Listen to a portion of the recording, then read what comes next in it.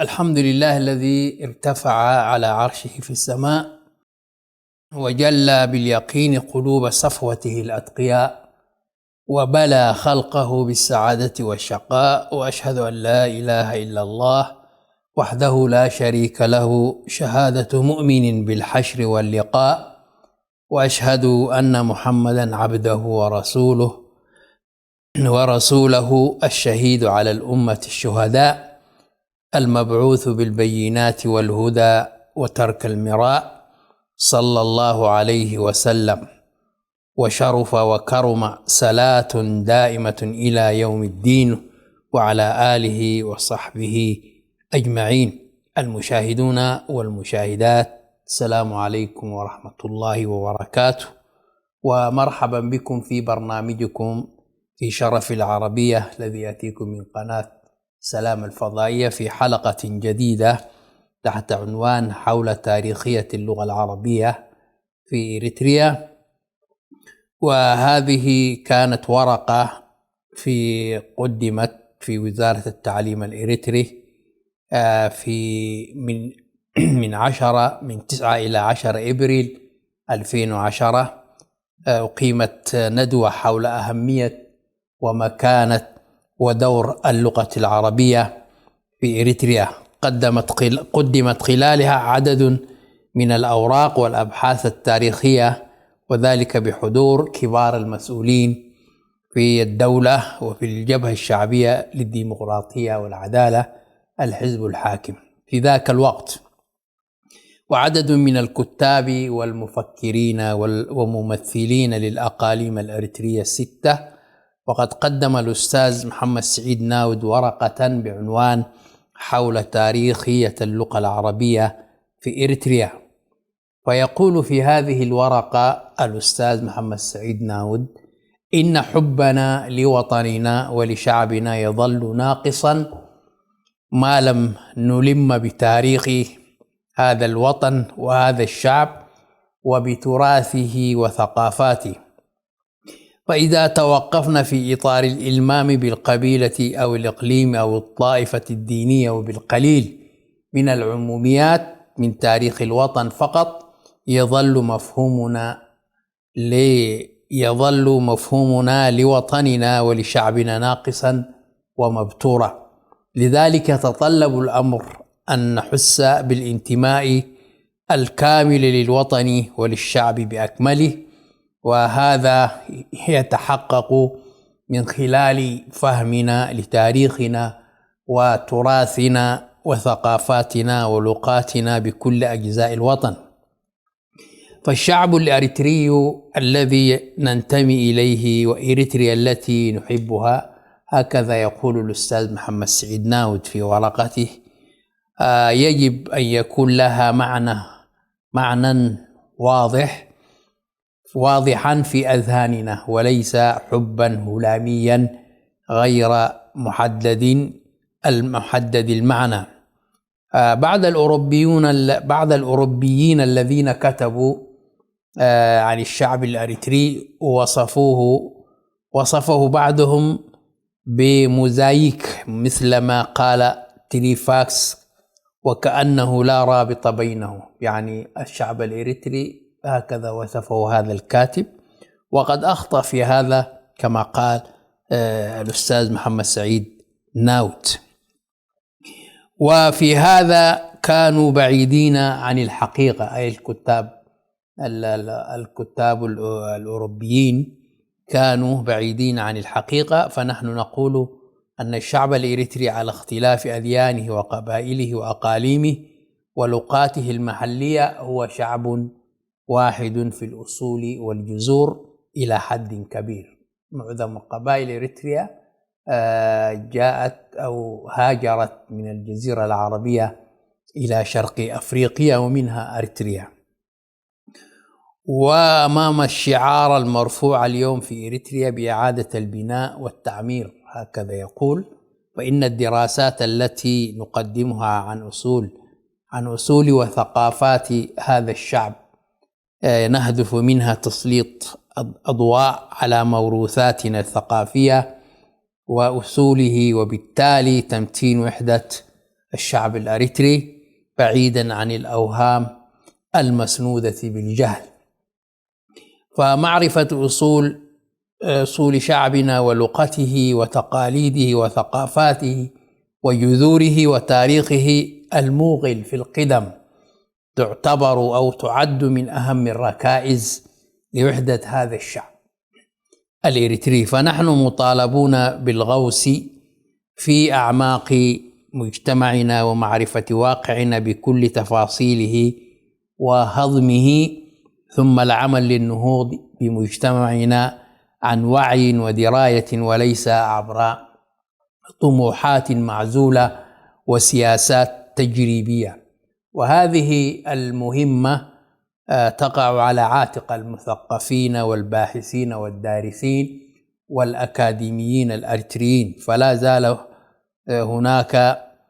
زال هناك نقص في المكتبة الأريترية، وبالذات في مجال البحث والتاريخ والأدب بكل فروعه. هذا الكلام قبل 13 عاما، ولكن الآن الباحثون والأكاديميون الإريتريون كتبوا عن تاريخ إريتريا وعن ثقافتها العربية وهكذا، وتوجد دراسات جامعية ودراسات أكاديمية بحثية موجودة، ومنها من رأى النور ومنها من لم يرى النور حتى الآن. إن فكرة التحرير وتحقيق الاستقلال الوطني، هكذا يقول الأستاذ محمد سعيد ناود، هي التي هيمنت على شعبنا على مدى 5 عقود، وتحققت أخيرا عبر تضحيات وإخفاقات ثم إبداعات وإشراقات ومسيرة طويلة ربما تكون الأطول في القارة الأفريقية. يعني الحرب الإريترية الإثيوبية بدأت من الأربعينات بمجاهدة بالبرلمان ومجاهدة بالأحزاب ضد هدم الهوية الإريترية واللغة العربية. بعد ذلك في الستينات، في بداية الستينات، انطلقت الثورة الإريترية على يد قائد الثورة الإريترية حامد إدريس عواتي. والآن فإن الفكرة المهيمنة على أبناء إريتريا هي إقامة دولة قوية. هذا كان ما الناس يرجو إليه ويطمحون إليه، ولكن للأسف لم تحقق هذه الأمنيات، ومات هذا الرجل الأستاذ محمد سعيد ناود قبل أن يرى ما كان يتمناه. اقتصاديا واجتماعيا وسياسيا وموحدة شعبيا، هذه كلها كانت آمال، ولكنها للأسف الشديد لم يحصل منها أي تغيير. وبناء دولة نموذجية تنعم داخليا بالسلام والاستقرار ويعمها السلام الاجتماعي، وتتعايش بشكل سلمي وعبر تبادل المصالح مع محيطها وجوارها والعالم. للأسف الشديد الآن أصبحت إريتريا بؤرة إزعاج للجيران من شرقها وغربها، ولذلك بحيث يحصد المواطن الإريتري ثمار جهده وجهاده وعرقه، وبحيث تصبح إريتريا نموذجا للآخرين بهذه المنطقة، وفي الوقت ذاته نتفادى المزالق التي مرت بها العديد من الأقطار الإفريقية. وهذا الذي حصل، انزلقت إلى الحضيض، والآن لا توجد هذه المعاني بما يسمى في دولة إريتريا، إنما تحكم من قبل شخص واحد وحزب واحد. وترك الناس إريتريا وهاجروا هجرة ثانية إلى أوروبا وإلى إفريقيا وإلى غيرها. إن جيل الثورة كان مشغولا ومهموما بمعركة التحرير ذاك الوقت، وبالتالي لم تتح له فرصة التعليم والبحث إلا ما ندر، لأن كل همه وجهده ووقته كان منحصرا في القضية المركزية، وهي قضية تحرير الوطن. في عهد الثورة الإريترية هذا كان هم القائد وهم الجندي، أن تتحرر إريتريا من عدوها اللدود. وبعد أن تحقق هذا الهدف النبيل، فإن جيل ما بعد الثورة أصبح مطالبا وبإلحاح أن يشرع في البحث والتنقيب والكتابة عن كل أوجه الحياة في إريتريا، تراثا وتاريخا ولغة وثقافة. هكذا كان يحلم هذا الرجل الأستاذ محمد سعيد ناود، ولكن للأسف الشديد لم يحصل. إنما إريتريا تراجعت تراجعا كبيرا من ناحية اقتصادية ومن ناحية ثقافية ومن ناحية تعليمية. ولذا فإن ما أقدمه، هذا يقول الأستاذ محمد سعيد ناود، الهدف منه أن يكون حافزا للآخرين. يعني هذه الورقة إنما هي ورقة لبعث الأكاديميين والباحثين الجدد، والنيل من هذا التاريخ العميق أو العريق لإريتريا، وأن يكون حافزا للآخرين، وهو إشارات ضوئية يمكن الاهتداء بها والانطلاق منها. وفي هذا الصدد فإنه لا يسعنا إلا الإشادة بكل الأقلام التي تسهم بالكتابة في هذه المرحلة وتتطرق لشتى الحقول، وحتى من ساهم وأخفق، وأيضا أن يكون قد ساهم، لأن هناك من يتولى نقده وتصحيحه، وفي النهاية فإن القارئ هو الحكم والفيصل. لذلك على الإنسان أن يبحث وأن يكتب إن أخطأ أو إن أصاب. لقد كتب عن إريتريا باحثون من الإيطاليين والبريطانيين، فقد كان هدف الإيطاليين من الكتابة والباحثين هو من الكتاب والباحثين هو معرفة أدق التفاصيل عن مستعمرتهم إريتريا. كانوا يحلمون بأن يمكثوا في هذه البلاد وطوروها تطويرا حديثا، ولكن لأنه احتلال وظلم للشعب الإريتري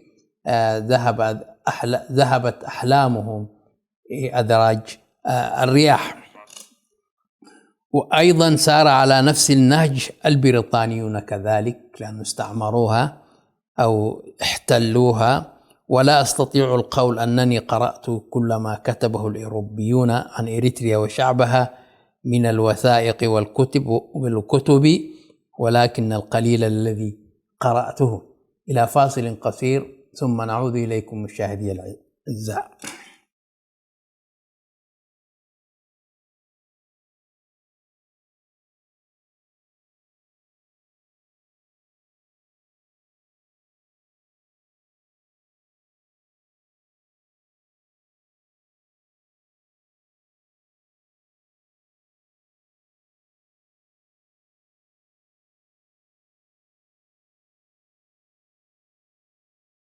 الحمد لله والصلاة والسلام على رسول الله وعلى آله وأصحابه أجمعين. أهلا وسهلا بكم بعد فاصل قصير مشاهدي الكرام، وما زلنا في هذه الورقة التي قدمها الأستاذ محمد سعيد ناود في عام 2010 عندما عقدت وزارة التعليم الإريترية في ذاك الوقت عن دور ومكانة اللغة العربية في إريتريا.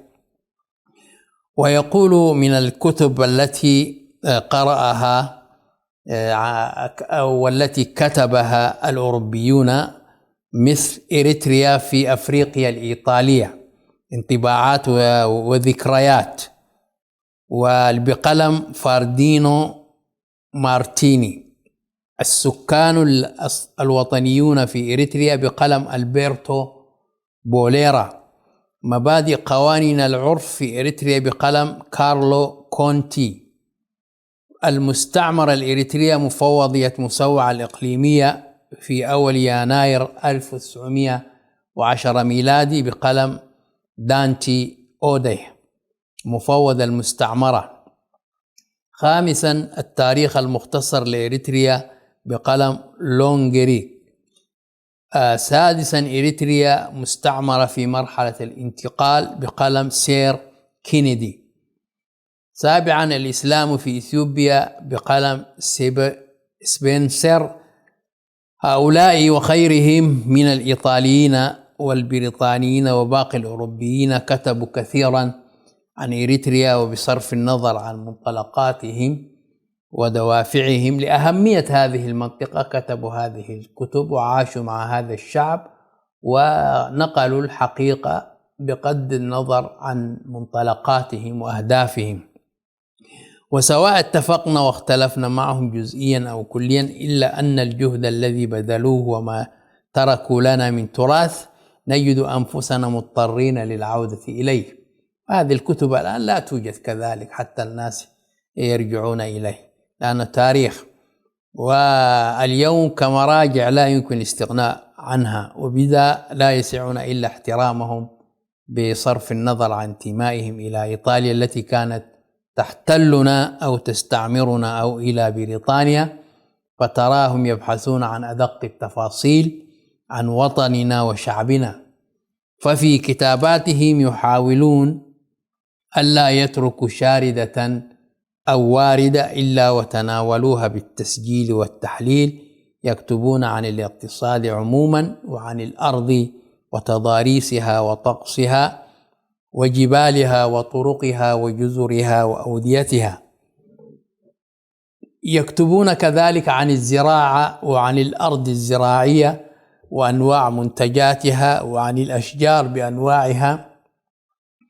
ويكتبون عن الشعب وتقاليده وعاداته ولغاته وعلاقاته الاجتماعية حتى في إطار القبيلة الواحدة. هكذا بأدق التفاصيل كتبوا عن إريتريا، ولكن هذه الكتب إلى الآن لم تترجم باللغة العربية ولم تكن متاحة للباحثين. ويكتبون عن الحياة البرية، بل منهم من كتب عن الماشية وترك إحصائيات عن الأبقار والأغنام والضأن والإبل والحمير والبقال في كل بقعة وحتى في الجزر. وبالرغم من ذلك فإننا نقول بأن ما كتبه الأوروبيون عن إريتريا كان عميقا، ولكنه جاء ناقصا، لأنهم لا ينتمون لهذا الشعب ولهذا الوطن ولهذا المجتمع، وعليه من باب أولى أن يقوم أبناء إريتريا من الأكاديميين والمثقفين والباحثين والكتاب بجهد مماثل لمعرفة وطنهم الذي أصبح مستقلا. هكذا يقول في ورقته الأستاذ محمد سعيد ناود. ومعرفة تاريخ وحقائق وخصائص شعبهم في إريتريا من أدناها إلى أقصاها. لقد كثر الحديث ولا يزال عن اللغة العربية في إريتريا، وتناولها الكثيرون كل من زاوية قناعاته وتفكيره، إلا أن هذه المسألة لم يتم تناولها بالعمق الذي تستحقه. ومن جانبي، هكذا يقول، ومن جانبي حاولت تناولها بما يخدم الأمر وطنيا وحسب قناعاتي، بل ولتأكيد حقائق الواقع، بحكم أن مسألة اللغة مسألة هامة. فاللغة أي اللغة تعكس الكثير من الحقائق والتاريخ. فاللغة الإنجليزية جاء تأثيرها من حكم بريطانيا لقارات أمريكا، أفريقيا، وأجزاء واسعة من آسيا، وكذلك أستراليا انطلقت فيها هذه اللغة الإنجليزية، ولأنها كانت مستعمرات وانتشرت. كما أن اللغة الفرنسية اكتسبت الأرضية في المستعمرات الفرنسية السابقة في إفريقيا وبالذات، وكذلك في كندا ومنطقة الفرنكوفون في غرب إفريقيا، حيث تواجد الاستعمار الفرنسي. ولتقريب الصورة فإن اللغة الإيطالية في إريتريا لا زالت آثارها موجودة بحكم الاستعمار أو الاحتلال الإيطالي قبل 60 عاما تقريبا. ولذا نرى أن اللغة تعكس جزءا من التاريخ الحقيقي للشعوب، ومثالا على ذلك اللغات الفارسية، الآرامية، العبرية والتركية توجد لها مفردات كثيرة باللغة العربية، وبالتالي نجد بها أيضا مفردات في لغة التيغري، حيث أن الفرس والعبرانيين والأتراك وغيرهم كانوا متواجدين، كانوا موجودين بالمنطقة العربية والتي كانت ترتبط بها إريتريا بشكل أو بآخر، وبالتالي انتقلت عبرهم هذه المفردات العربية. والاستعمار أينما حل يحاول فرض لغته وثقافته بأساليب عديدة باعتبار السيد الذي يمتلك السلطة السياسية ويهيمن على الاقتصاد وعلى فرص العمل والتوظيف، فإن من يتعلم لغته تتاح أمامه لغة المستعمر، اللغة الإنجليزية والفرنسية أو الإيطالية. من يتعلم هذه اللغات يجد أمامه فرص في التوظيف، استلام مواقع في السلطة الهامشية. وعن طريق ذلك يحاول الكثيرون تعلم لغته للاستفادة من ذلك، ونلاحظ ذلك في فترة الاستعمار الإيطالي في إريتريا، فقد كانت اللغة الإيطالية هي لغة العمل والتعامل في عهد إيطاليا، وذلك بتشجيع السلطة الإيطالية لتعلمها، حيث كانت لغة الموظفين والتوظيف والعمل بالمكاتب. وكان من تعلم اللغة الإيطالية وكأنه قد انتقل إلى طبقة أعلى من مستوى المواطنين والعاديين، والشيء نفسه في فترة الاستعمار الإثيوبي الذي حارب اللغتين الوطنيتين في إريتريا، وهما العربية والتيغرينيا، وفرض مكانهما اللغة الأمهرية كلغة تعليم ومعاملات وتوظيف. هكذا إثيوبيا كذلك فرضت لغتها الأمهرية، وهي لغة جئزية نفس اللغة التيغرايت واللغة التيغرينيا الموجودة في أريتريا. ولكن ماذا تبقى من اللغتين الإيطالية والأمهرية؟ ذهبت بما ذهب الاستعمار، كما ذهب الاستعمار هذه اللغة ذهبت، وبقى الشعب الإريتري. لقد رحل الاستعمار الذي حاول فرضهما في إريتريا، وحتى الجيل الأريتري الذي تعلمها قد رحل معظمه، وبقى شعبنا يتحدث بلغاته التسع، إلا أن الأمر مع اللغة العربية كان مختلفا. فاللغة العربية لم تأتي مع الاستعمار لأن العرب لم يستعمروا إريتريا. هذه حقيقة من حقائق اللغة العربية، أن العرب لم يستعمروا أو لم يحتلوا إريتريا ويفرضوا لغتهم، بل إن اللغة العربية جاءت عبر الهجرات العربية الموخلة في القدم في كل من السودان، مصر، شمال أفريقيا، القرن الأفريقي، ونتج عن هذه الهجرات بالإضافة لظواهر أخرى انتشار اللغة العربية حتى بالنسبة للسواحلية والأمهرية، التيغرينيا والتيغري. فالتيغري والتيغرينيا والأمهرية كلها من أسرة اللغة الجئزية العربية الحميرية اليمنية. وهناك كلمات كثيرة أمهرية متطابقة في النطق والمعنى مع التيغري أو التيغرايت، بل هناك كلمات أمهرية كثيرة تتطابق مع اللغة العربية، ونفس الشيء نجده مع التيغرايت أو والتيغرينيا، وكذلك اللغة السواحلية. وعند حديثنا عن اللغة العربية في إريتريا فليس هناك أي مجال للإرهاب الفكري، حيث أن من يتحدث عن اللغة العربية وكأنه يود أن يشطر المجتمع الإريتري بين المسلمين والمسيحيين، كما أن الخطأ الفادح والمفهوم المغلوط الذي يعتبر أن اللغة العربية لغة المسلمين واعتبار التجرينية لغة المسيحيين، أن هذا المفهوم الممعن في الخطأ يجب تصحيحه. هكذا نظر بعض الناس أن اللغة العربية هي وافدة وأنها هي لغة الرشايدة وهكذا، وأراد أن يحصر الناس على اللغة التجرينية أو لغة الأم.